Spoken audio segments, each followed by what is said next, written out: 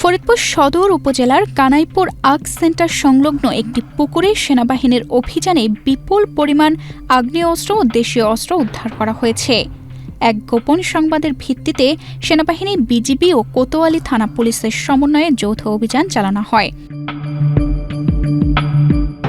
পুকুর এলাকা ঘিরে রাখার পর স্থানীয় এলাকাবাসী ও ফায়ার সার্ভিসের সহযোগিতায় পুকুরের পানি সেচ দিয়ে তল্লাশি চালানো হয়। ফরিদপুর সেনা ক্যাম্পের দায়িত্বপ্রাপ্ত কর্মকর্তা লেফটেন্যান্ট কর্নেল মিনহাজের নেতৃত্বে এই অভিযান পরিচালিত হয়।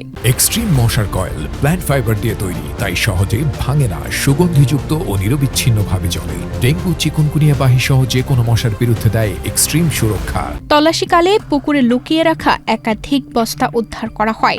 উদ্ধারকৃত অস্ত্রের মধ্যে রয়েছে 4টি পিস্তল ও 16 রাউন্ড গুলি, 2টি কাটা পাইপ গান ও 2টি রাউন্ড গুলি, 5টি চাইনিজ কোরাল, 65টি ছোট বড় স্যান, 8টি বল্লম, 6টি ছোট বড় চাকু, 101টি বর্ষার মাথা, 1টি টেটা এবং 5টি খালি কাচের মদের বোতল। স্থানীয়রা জানান, কানাইপুর আর্ক সেন্টার দীর্ঘদিন ধরে পরিত্যক্ত অবস্থায় ছিল। রাতের বেলা সেখানে সন্ত্রাসীরা আশ্রয় নিয়ে মাদক ও জুয়ার আসর বসাত বলেও অভিযোগ রয়েছে।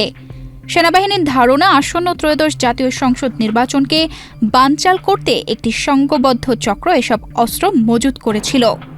এ ধরনের অবৈধ কার্যক্রম রোধে যৌথ বাহিনীর অভিযান অব্যাহত থাকবে বলে জানানো হয়েছে। তানজিদা রহমান, ইনায়া, বাংলাদেশ প্রতিদিন।